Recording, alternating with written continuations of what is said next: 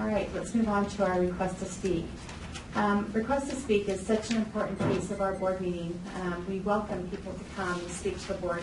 I apologize for the confusion that happened this morning with a couple of our speakers. We are glad that the three of you are here tonight and welcome your comments.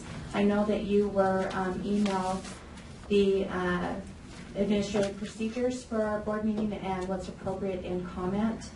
Also, the administrative procedures are applicable to the public because this is our board meeting. So, Erica, Luke's, you're our first one up.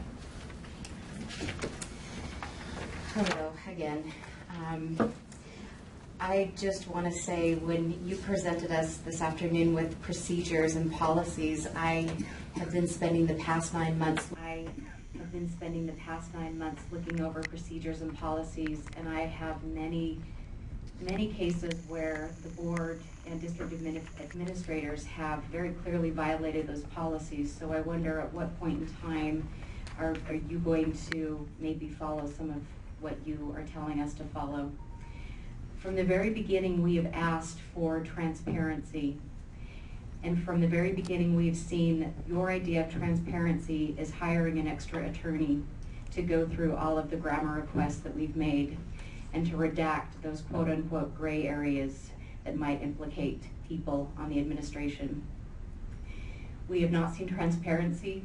We have seen intimidation, and we have seen the very systematic bullying and harassment of somebody that we love.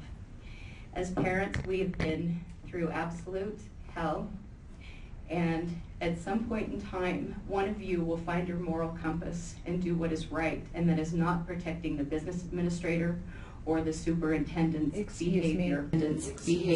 But I thought she was coming to speak about the letter that went out to parents. Is this appropriate to call a point of order? That's what it says on here, Erica. Is that what you're going to be addressing? I'm going to be addressing the fact that you don't address us. Okay. You do not address anything that we have to say. We have very serious concerns as parents. We have very serious concerns for the safety of our children. We have 2 parents here whose little kids have been burned severely by a school bus that should have been taken in, but you failed to do so. Their little children were allowed to sit on the curb, soaked in fluid, burning through their skin, and you didn't even have the decency to reach out to those parents.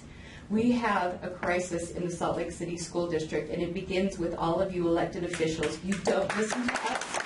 You don't take time to speak for us, and what you do is you meet with parents behind closed doors to discourage them from letting us speak our truth and find out what has gone on in these awful situations.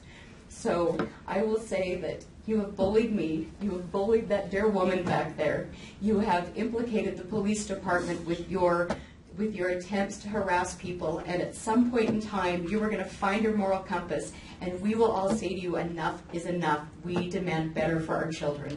Thank you.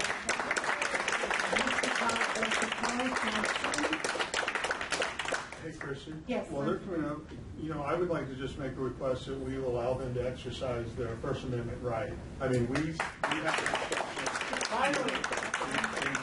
I'm sorry, I can't hear. Thank you. we discuss things here and we don't get interrupted. I think that they should be given the same courtesy. I mean, that's the Constitution, First Amendment says the right to petition the government for redress.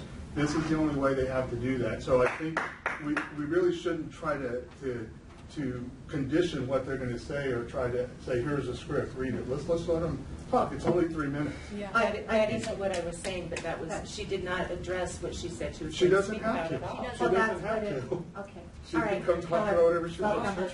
Thank you very much. Every parent knows